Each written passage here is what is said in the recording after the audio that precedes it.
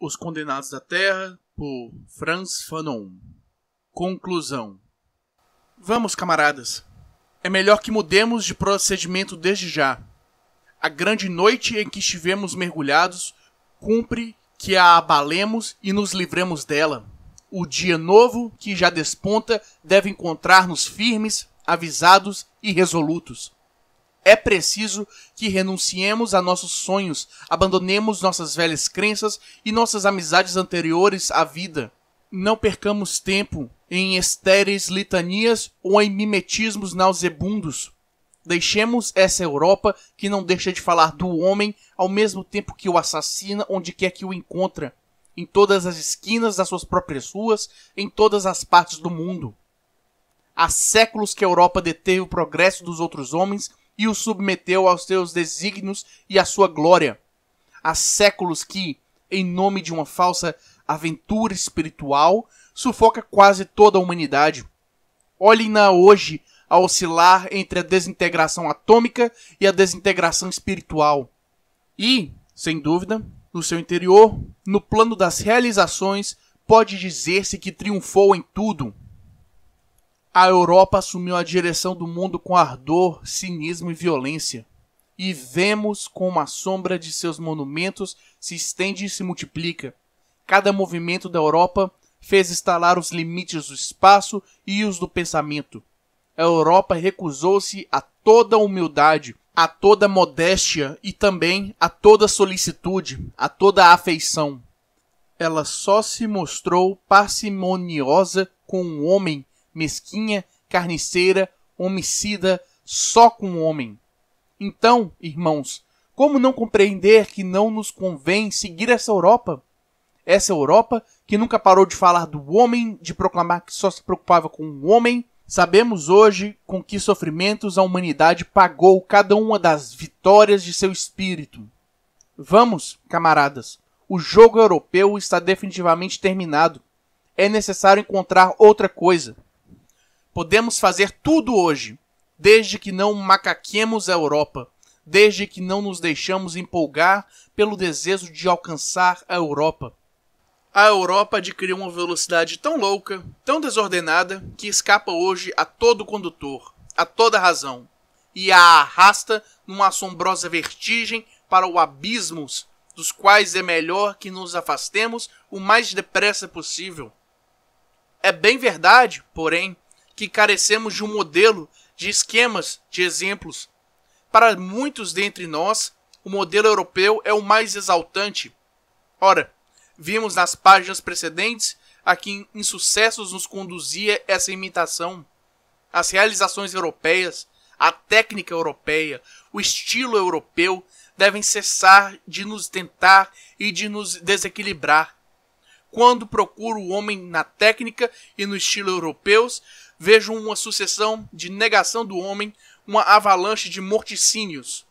A condição humana, os projetos do homem, a colaboração entre os homens para as tarefas que aumentam a totalidade do homem são problemas novos que exigem verdadeiras invenções. Decidamos não imitar a Europa e retesemos nossos músculos e nosso cérebro numa direção nova.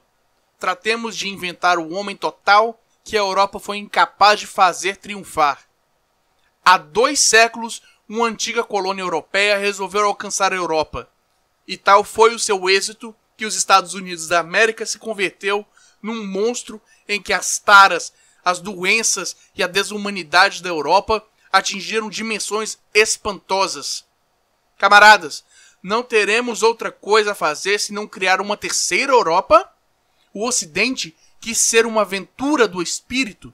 Foi em nome do espírito europeu, entenda-se, que a Europa justificou seus crimes e legitimou a escravidão, na qual conservava 4/5 da humanidade.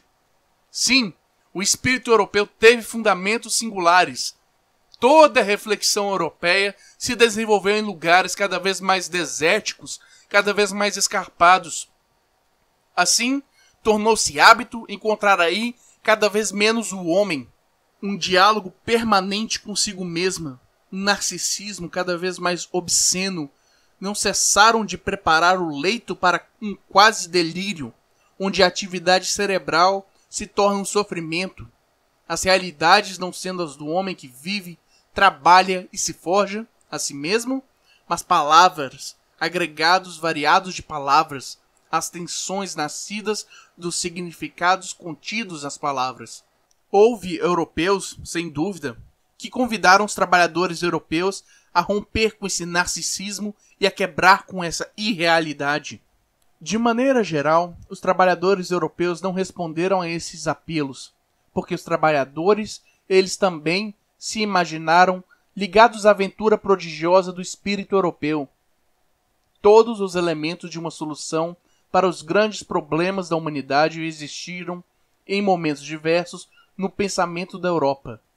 Mas a ação dos homens europeus não realizou a missão que lhe competia e que consistia em refletir intensamente sobre esses elementos, em modificar-lhes o arranjo, o ser, em transformá-los, enfim, em levar o problema do homem a um nível incomparavelmente superior. Hoje assistimos a uma estase da Europa. Fujamos, camaradas, desse movimento imóvel em que a dialética, pouco a pouco, se transfez em lógica do equilíbrio. Retomemos a questão do homem, retomemos a questão da realidade cerebral, da massa cerebral de toda a humanidade, da qual é preciso multiplicar as conexões, diversificar as ramificações e tornar a humanizar as mensagens. Vamos, irmãos, temos muito trabalho, não podemos divertir-nos com jogos da retaguarda. A Europa fez o que tinha de fazer e, no fim das contas, fez-lo bem. Vamos parar de acusá-la e dizer-lhe com firmeza que não deve mais continuar a fazer tanto barulho. Não precisamos temê-la mais. Paremos, portanto, de invejá-la. O terceiro mundo surge hoje diante da Europa como uma massa colossal cujo projeto deve ser o de tentar resolver os problemas aos quais essa mesma Europa não soube oferecer soluções. Mas, então, convém não falar em rendimento, não falar em intensificação, não falar em ritmos. Não se trata de retorno à natureza. Trata-se, de modo bastante concreto, de não impelir os homens em direções que os mutilam, de não impor ao cérebro ritmos que rapidamente o obliteram e desarranjam. Não é necessário, a pretexto de recuperar o perdido, pôr o homem de pernas para o ar, arrancá-lo de si mesmo, de sua intimidade, quebrantá-lo, matá-lo. Não queremos alcançar ninguém. Queremos, isso sim, marchar o tempo todo, noite e dia, em companhia do homem, de todos os homens. Não se trata de alongar a caravana, porque então cada fila percebe apenas a que a precede, e os homens que não se reconhecem mais encontram-se cada vez menos, falam-se cada vez menos. Trata-se, para o terceiro mundo, de recomeçar uma história do homem que tenha em conta, ao mesmo tempo, as teses às vezes prodigiosas sustentadas pela Europa e também os crimes da Europa, dos quais os mais odiosos terão sido, no interior do homem, o esquartejamento patológico de suas funções e o esmigalhamento de sua unidade. No quadro de uma coletividade, a fratura, a estratificação, as tensões sangrentas alimentadas pelas classes, enfim, na escala imensa da humanidade, os ódios raciais, a escravidão, a exploração e, sobretudo, o genocídio exangue que representa a segregação de 1,5 bilhão de homens.